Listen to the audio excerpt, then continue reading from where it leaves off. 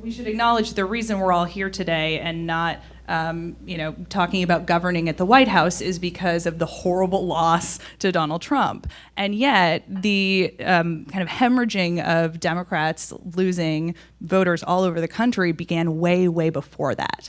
And I think that map that we've seen just completely erode of Democratic support really underlies the shortcomings of the demography is destiny argument.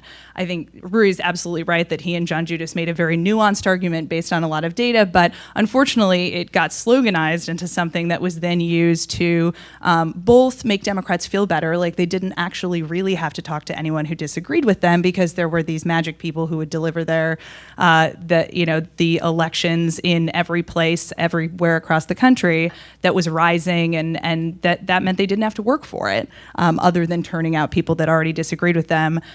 But it also made people really only focus on the top of the ticket. And I think it continues to be a huge problem in the progressive community. Obviously, we're seeing some folks focus at least one notch below the top of the ticket, but still not a lot of discussion about the fact that Democrats have lost 1,000 state legislative seats since 2009. We controlled 2/3 of the state legislatures in 2009, and now we control 1/3. There are 25 states where Republicans have every lever of power. There are Democrats that live in those states too. We should probably care about them. There are 5 states where Democrats hold complete control. 5. That's not very many.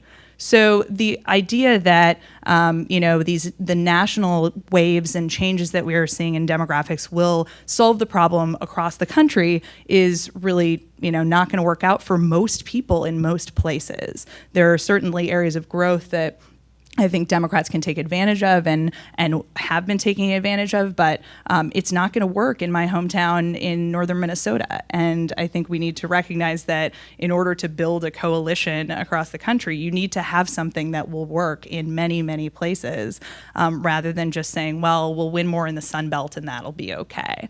And the other kind of component that people really clung to from the sloganized version of demographics is destiny is this idea that voters are somehow demographic robots who just vote according to whatever the crosstab is of their census category. And we just saw that wasn't true. Every time we assume that we know a voter is our voter, that's our person because of the color of their skin or because of their age, they surprise us. They surprised us again.